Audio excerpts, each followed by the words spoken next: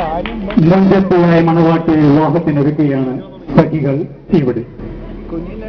കയ്യിൽ പെരുവകളും കഴുത്തിൽ പതക്കം, കാതിൽ കുണുക്കും, തലയിൽ മിന്നുന്ന തട്ടവുമണിഞ്ഞ്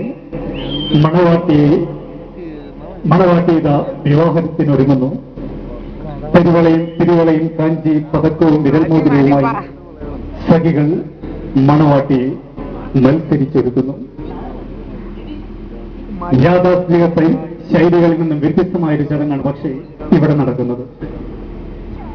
ശേഷം ഇനിയെല്ലാം നിങ്ങളുടെ കയ്യിൽ.